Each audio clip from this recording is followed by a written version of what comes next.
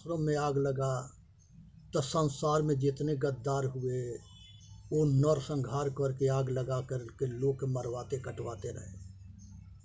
जो इंसान लोग हुए वो अपना जीवन के बलिदान दे करके आए देश के आके बुताते रहे। और इतिहास लिखा गया। आज महापुरुषों के नाम पर वो आग बुताने वाले लोग थे और शैतान जो हुए वो आग लगाने वाले थे। आग लगाने वाले में जैसे कंस था, माहिल मामा था, शकुनी मामा था, ये आग लगावनिहार थे सब। आग बुझावनिहार में कौन थे? बुद्ध भगवान थे, कपिल भगवान थे, विष्णु भगवान थे। ये सारे भगवान थे, महापुरुष थे, ऋषि मुनि थे, ये आग बुझाने में थे।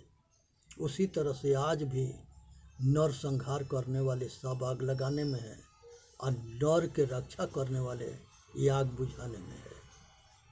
इसलिए विचार करनी है, तबे मानव जाति के कल्याण होगा कि हम सभी मिल करके आइए देश के, राष्ट्र के, समाज के लिए सेवा करें, निस्वार्थ भाव से लोक हित में काम करें, जिससे समाज के कल्याण हो, मानव जाति के कल्याण हो, सबके हित हो।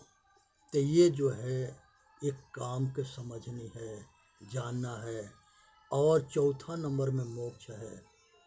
मोक्ष उसे कहते हैं जहाँ मोह के क्षय हो जाए।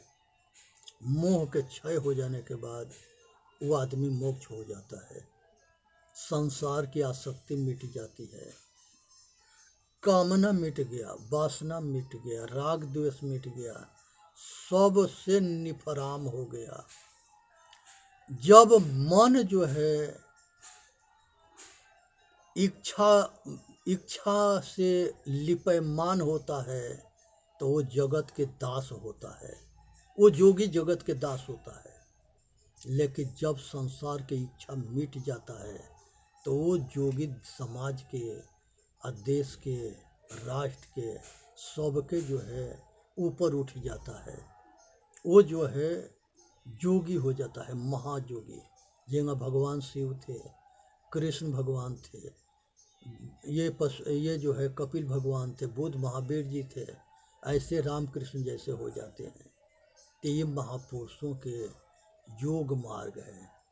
इसलिए ये आग को समझना चाहिए कि ऐसा काम कोई ना करे जिससे हमारा इतिहास खराब हो, हमारा लोक परलोक खराब हो। ऐसा काम करनी है कि देश के हित हो, राष्ट्र के हित हो, अपना हित हो और सब में सुख पैदा हो।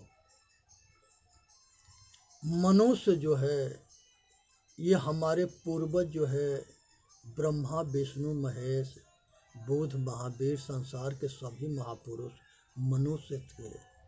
माता पिता से पैदा हुए थे, पालन पोषण हुआ था, गुरुकुल में पढ़े थे और ऋषि सब उपदेश दिए थे। कृष्ण भगवान के और जो है कृष्ण भगवान के और बलिराम के संदीपनी ऋषि, गर्गाचार्य, सांडिल ऋषि, ये सब उपदेश दिए थे। सांडिल ऋषि तो उनके कुल गुरु थे। गर्गाचार्य और संदीपनी ऋषि ये विद्या के अध्यात्म गुरु थे। उसी तरह से राम के वशिष्ठ गुरु थे, गुरुकुल में पढ़े थे चारों भाई। तो ये सब जो है राजकुमार पढ़ते थे। कपिल भगवान कदर्म ऋषि के लड़के थे, माता देवहूति के लड़के थे, वो भी गुरुकुल में पढ़े थे।